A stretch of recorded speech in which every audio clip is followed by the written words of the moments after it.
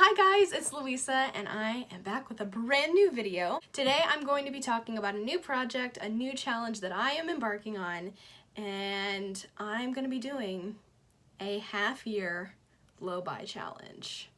What is that, you may ask? Why would I want to do such a thing? What are my goals? What are my rules? You may be asking all of this. I'm here to explain everything. So first of all, what is a Lowbuy?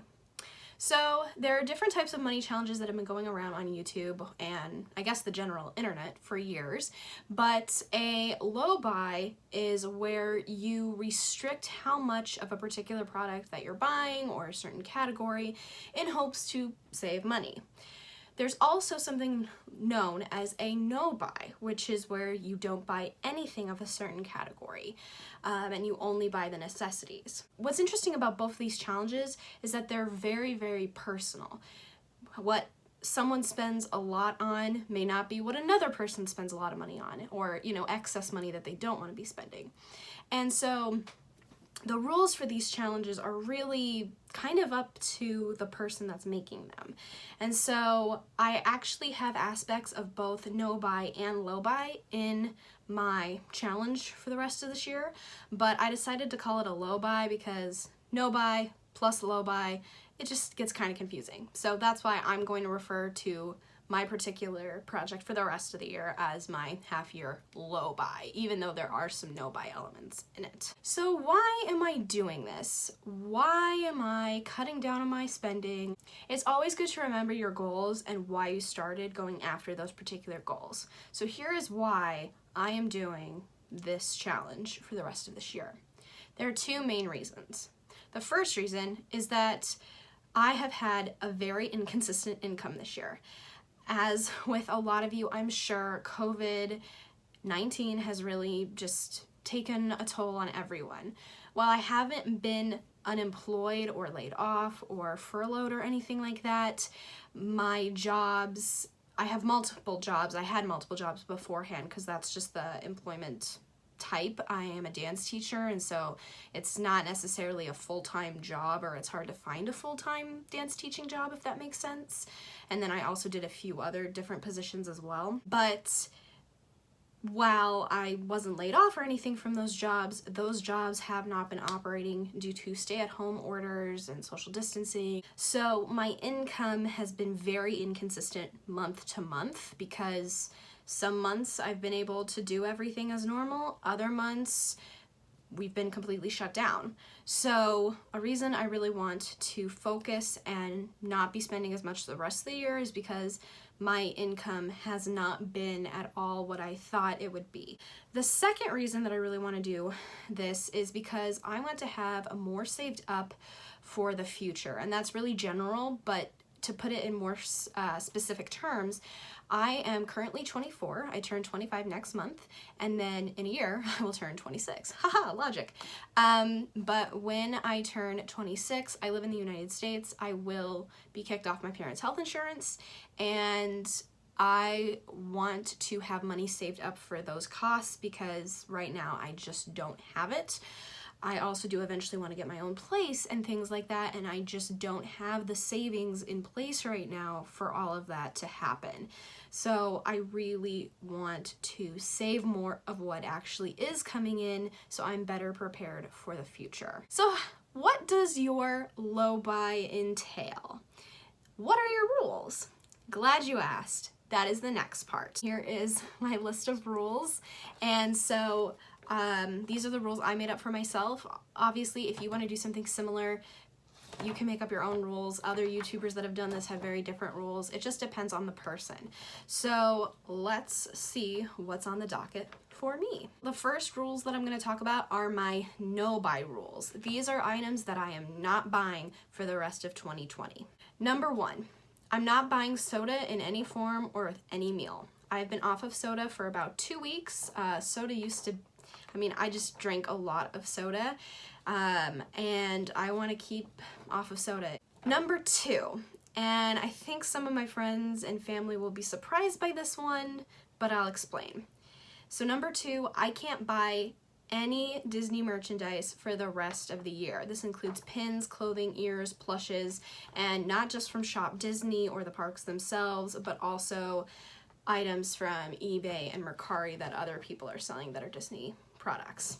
And the reason my friends and family might be confused about this one is that I currently, as of right now, I'm filming this on July 1st, I am supposed to go down and do the Disney College program for fall 2020. However, that may not happen. Circumstances may change. So as of right now, the way I kind of plan these rules are if I end up staying here in Kansas. Right now, when I'm in Kansas and not down there, I'm not tempted to buy really a lot of Disney merchandise. And honestly, I don't need it. I bought so much Disney merchandise when I was doing my first DCP in 2019, and I just don't need any more of it. So as of right now, I'm not buying any Disney merchandise. Number 3, ooh, I have a prop.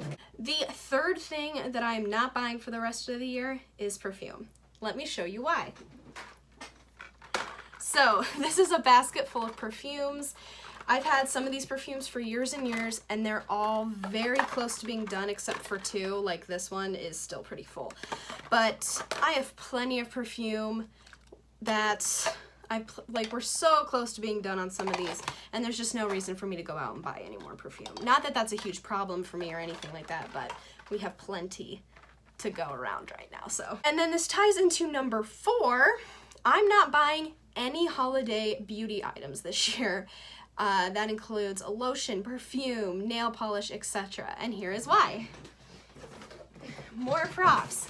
These are just the seasonal items that I have, like, you know, winter body lotion, fall body lotion. We have even more seasonal perfumes that still haven't been used up. So I don't need any holiday beauty products. The 5th no-buy item on my list is physical copies of books.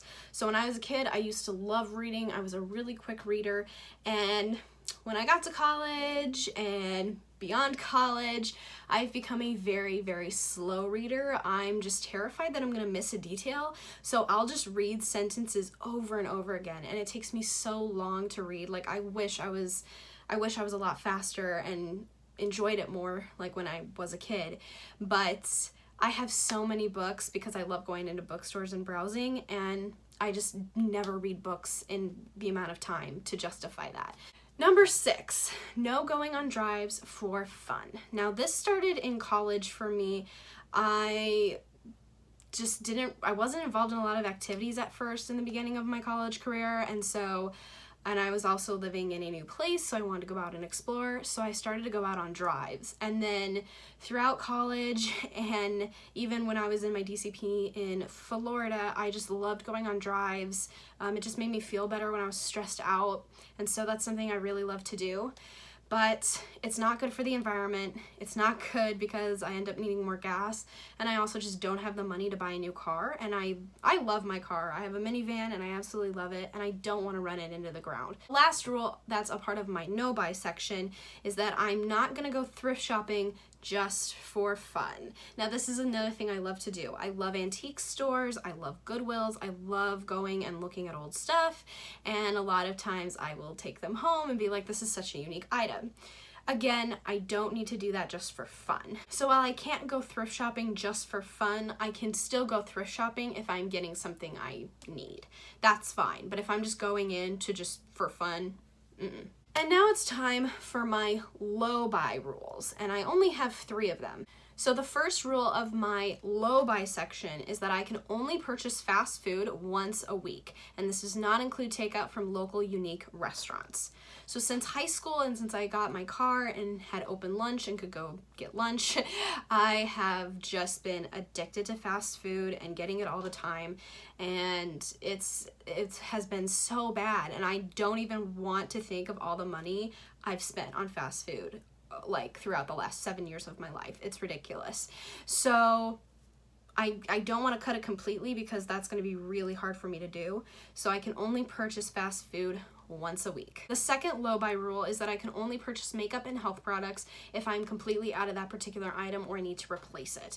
This is kind of what I do already with my makeup and like the products that I have in my shower and stuff like that. Like if I run out of mascara, okay, I can go get a new one. A lot of YouTubers have this one on there because they like to try on makeup for fun. That's not really me, and this is something I already do, but I decided to include it because it still rings true and I still want to keep that particular pattern up. The last Lowbuy rule that I have is that I can only purchase clothing bottoms, like pants, shorts, skirts, like that. The reason why is because I love, in terms of clothing, I love tops. Like I love t-shirts, I love jackets, and the problem is that the number of tops that I own pretty much doubles the number of bottoms that I own. I just don't like shopping for pants. Those are not items that just pop out at me and I'm like, I really want that pair of pants. Like that's not me. So if I want to get another pair of jeans, I'm fine with that because I really don't have that many pairs. I only have 2, and overall I think I only have like 9 pairs of pants. Here's some other guidelines real fast, but these are not concrete rules. One of these guidelines is that gifts should not be material. They should be more gift card or donation based. Main reason for this is just I know I'm decluttering, I know my sister-in-law is decluttering and always says, you know, they have too much stuff.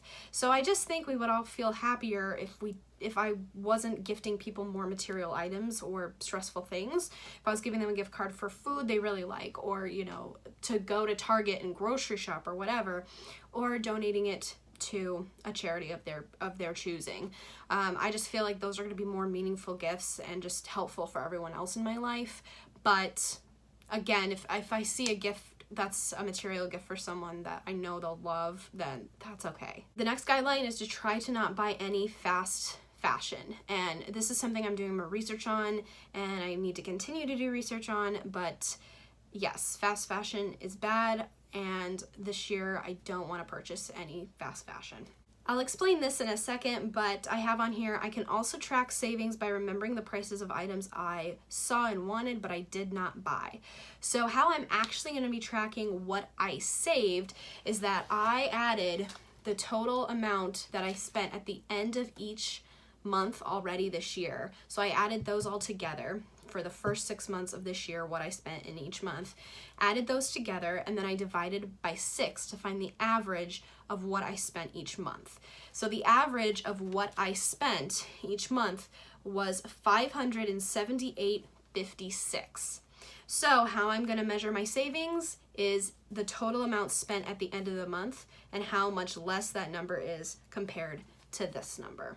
So that is how I'm going to track my savings. But I did watch a video of someone who said some people like to track their savings by, you know, seeing an item that they liked, remembering the price, and then they didn't buy it, but they track their savings by thinking of it that way.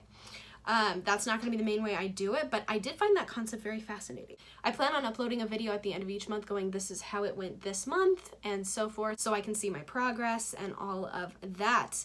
But yeah, that is my half-year rules, and I'm so excited to save the rest of this year. So thank you guys so much for watching. Please stick around for more Lowbuy and minimalism and personal finance videos, and I will see you guys again soon. Bye!